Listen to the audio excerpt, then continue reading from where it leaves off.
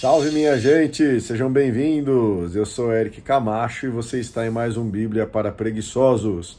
No vídeo de hoje nós daremos continuidade à leitura do Apocalipse de São João. Se você está comigo, por favor, assista o vídeo até o final, deixe o seu like e inscreva-se no canal.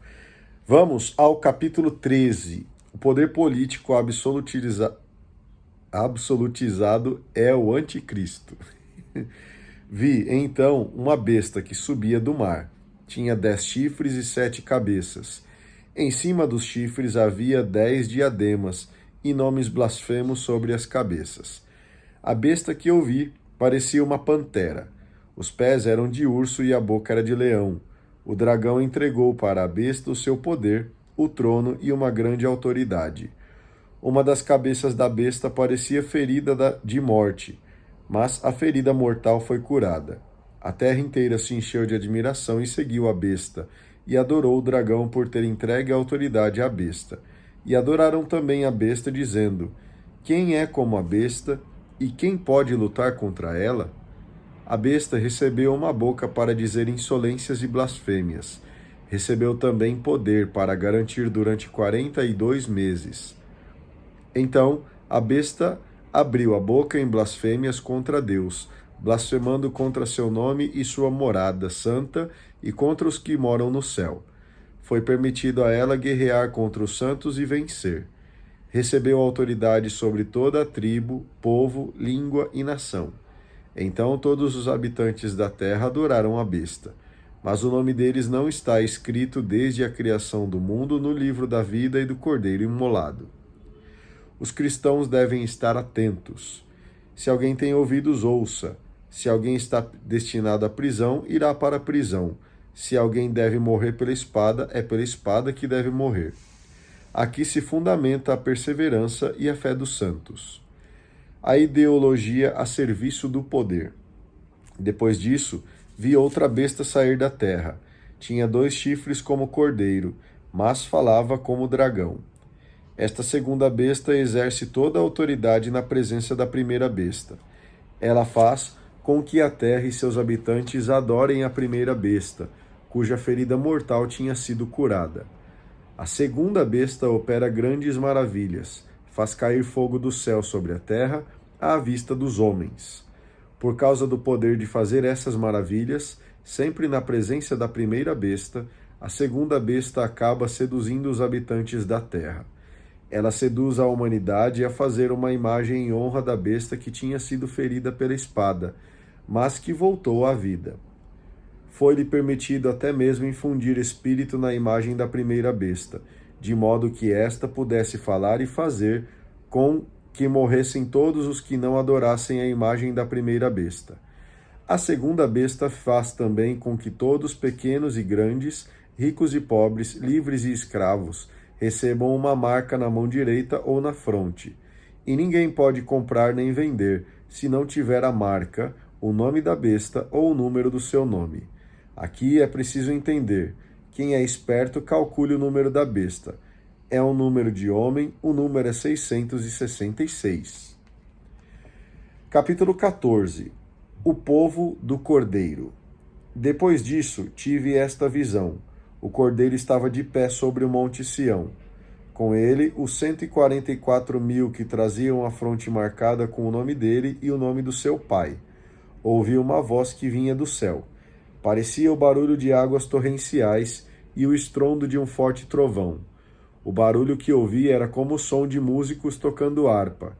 Estavam diante do trono, dos 4 seres vivos e dos anciãos, e cantavam um cântico novo. Era um cântico que ninguém podia aprender. Só os 144.000 marcados que foram resgatados da terra. São os que não se contaminaram com mulheres. São virgens. Eles seguem o Cordeiro aonde quer que ele vá. Foram resgatados do meio dos homens e foram os primeiros a serem oferecidos a Deus e ao Cordeiro. Na sua boca nunca foi encontrada mentira. São íntegros. O anúncio do Evangelho. Depois disso vi outro anjo que voava no meio do céu, com um evangelho eterno, para anunciá-lo aos habitantes da terra, a toda nação, tribo, língua e povo. O anjo dizia em alta voz: Temam a Deus e deem glória a Ele, porque chegou a hora do seu julgamento. Adorem aquele que fez o céu e a terra, o mar e as fontes. O Evangelho destrói a cidade idolátrica. Apareceu um segundo anjo e continuou: Caiu, caiu Babilônia, a grande, aquela que embebedou todas as nações com o vinho do furor da sua prostituição. Destino dos que adoram a besta. Apareceu um terceiro anjo e continuou em alta voz: Se alguém adora a besta e a imagem dela, e recebe sua marca na fronte ou na mão, esse também vai beber o vinho do furor de Deus, derramado sem mistura na taça da sua ira. Será atormentado com fogo e enxofre diante dos santos anjos e diante do Cordeiro. A fumaça do seu tormento subirá para sempre. Os que adoram a besta e a imagem dela, e quem quer que receba a marca do seu nome, nunca tem descanso, nem de dia, nem de noite. Mensagem aos cristãos. Aqui está a perseverança dos santos, daqueles que guardam os mandamentos de Deus e a fé em Jesus. Ouvi, então, uma voz que vinha do céu dizendo: Escreva: Felizes os mortos, aqueles que desde agora morrem no Senhor. Sim, diz o Espírito, descansem de suas fadigas, pois suas obras os acompanham. O julgamento. Depois disso, olhei, havia uma nuvem branca, e sobre a nuvem alguém estava sentado. Parecia um filho de um homem. Tinha na cabeça uma coroa de ouro, e nas mãos uma foice afiada. Nessa hora, outro anjo saiu do templo, gritando em alta voz para aquele que estava sentado na nuvem: Lance sua foice e ceife. Chegou a hora da colheita, pois a lavoura da terra está madura. Aquele que estava sentado na nuvem lançou a foice na terra, e a terra foi ceifada. Nessa hora saiu do templo do céu outro anjo. Também ele tinha nas mãos uma foice afiada. Do altar saiu outro anjo, o anjo que tem poder sobre o fogo. Ele gritou em alta voz para o outro que segurava a foice afiada: Lance a foice e colha os cachos da videira da terra, porque as uvas já estão maduras.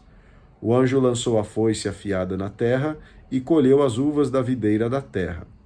Depois despejou as uvas no grande lagar do furor de Deus. O lagar foi pisado fora da cidade, e dele saiu sangue que subiu até a altura do freio dos cavalos, numa extensão de 300 quilômetros. Capítulo 15. Preparação do julgamento definitivo. Eu vi no céu outro sinal grande e maravilhoso. Havia 7 anjos prontos com 7 pragas. Eles eram as últimas pragas, pois com elas o furor de Deus ficará consumado. Vi também como que um mar de vidro misturado com fogo. Sobre esse mar estavam de pé todos aqueles que venceram a besta, a imagem dela e o número do monte da besta. O número do nome da besta. Os vencedores seguravam as harpas de Deus e entoavam o cântico de Moisés, o servo de Deus, e o cântico do Cordeiro. Grandes e maravilhosas são as tuas obras, Senhor Deus Todo-Poderoso. Teus caminhos são justos e verdadeiros, Rei das nações. Quem não temeria, Senhor, e não glorificaria o teu nome? Sim, só tu és santo. Todas as nações virão ajoelhar-se diante de ti, porque tuas justas decisões se tornaram manifestas. Depois disso vi abrir-se o templo da tenda do testemunho que está no céu. Saíram do templo os 7 anjos com as 7 pragas. Os anjos estavam vestidos de linho puro e brilhante, e cingidos à altura do peito com cintos de ouro. Um dos 4 seres vivos entregou aos 7 anjos 7 taças de ouro, cheias do furor de Deus, que vive para sempre. O templo se encheu de fumaça, por causa da glória e do poder de Deus. Ninguém podia entrar no templo enquanto não estivessem consumadas as 7 pragas dos 7 anjos. Muito bem, terminamos então aqui a leitura destes 3 capítulos. Eu agradeço a você que esteve mais uma vez comigo. Por favor, deixe o seu like, inscreva-se no canal, faça o seu comentário. A gente se vê amanhã. Tenham todos um excelente dia e que o Senhor continue te abençoando. Um grande abraço e tchau!